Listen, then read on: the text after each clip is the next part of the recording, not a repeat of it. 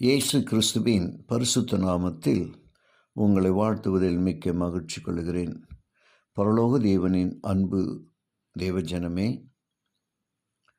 மீண்டும் ரட்சிப்பை இழந்திருக்கும்போது ரட்சிக்கப்பட்டிருக்கிறோம் என்று நம்பி இருப்பதை தவிர்க்க எப்படிப்பட்ட விசேஷ எச்சரிப்பை இயேசு நமக்கு கொடுக்கிறார்? இந்த கேள்வியை நாம் தியானிக்க போகிறோம். ரட்சிக்கப்பட்டோம் என்கிற உணர்த்துதலை கொண்டிருக்கிறவர்கள் அல்ல, தமது சித்தத்தை செய்கிறவர்களை தமது ராஜ்யத்திற்குள் நுழைவார்கள் என்று இயேசு பவித்திரமாக எச்சரித்தார்.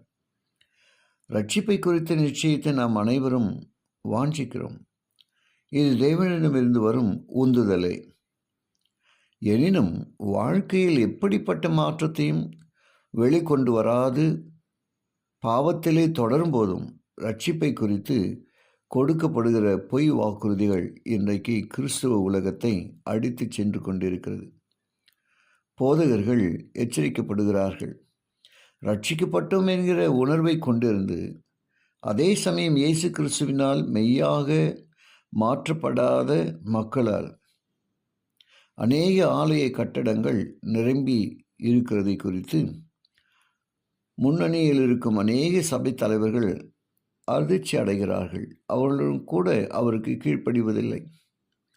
இயேசு தெளிவாக பேசுகிறார். தமது பிதாவின் சித்தத்தின்படி செய்கிறவர்களுக்கே மெய்யான நிச்சயம் இருக்கிறது என்று அவர் கூறுகிறார். இயேசுவை நான் என் வாழ்க்கையின் அதிபதியும் ஆண்டவரும் ஆக்கும்போது என்னுடைய வாழ்க்கை முறை முற்றிலும் மாறுகிறது. நான் முழுமையான புது சிருஷ்டி ஆகிறேன். 2 கொரிந்தியர் 5:17. நான் மகிழ்ச்சியோடு அவருடைய கற்பனைகளை கைக்கொண்டு அவருடைய சித்தத்தின்படி செய்து யோவான் 14:15. அவர் நடத்தும் இடத்தில் சந்தோஷமாக அவர் பின் செல்கிறேன். 1 பேதுரு 2:21. அற்புதமான அவருடைய உயிர்த்தெழுதலையும் வல்லமையையும் பிலிப்பியர் 3:10 என்னை அவருடைய சாயலுக்கு மாற்றுகிறது. 2 கொரிந்தியர் 3:18. அவருடைய மகிமையான சமாதானம் என் வாழ்க்கையில் பாய்ந்தோடுகிறது. யோவான் 14:27. இயேசு தமது ஆவியானவரின் மூலமாக நம்மில் வாசம் செய்யும் பொழுது எபேசியர் 3:16-17 எல்லாவற்றையும் செய்ய எனக்கு பலன் உண்டு. பிலிப்பியர் 4:13 நிறைவாக நாம் சொல்லுகிறோம். கூடாத காரியம் ஒன்றும் இராது. மத்தேயு 17:20 நாம் நிறைவு செய்கிறோம்.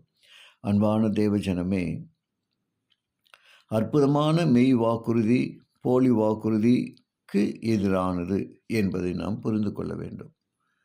தொடர்ந்து இந்த ஆவிக்குரிய சத்தியத்தை நாம் கேட்கத்தக்கதாக தேவன் நமக்கு உதவி செய்வதற்காய் அவருடைய நாமம் மகிமைப்படுவதாக. ஜெபிப்போம். கிருபையுள்ள நல்ல பிதாவே, உமக்கு நன்றி சொல்லுகிறோம். தொடர்ந்து எங்களுடைய வாழ்க்கையில் நீர் பேசி கொண்டு வருகிற அற்புதமான வார்த்தைகளுக்காய் நாங்கள் உம்மை ஸ்தோத்திரிக்கிறோம். கேட்டு ஒவ்வொருவரையும் ஆசீர்வதிங்க. இயேசுவின் வழியாக ஜெபிக்கிறேன் நல்ல பிதாவே. ஆமென்.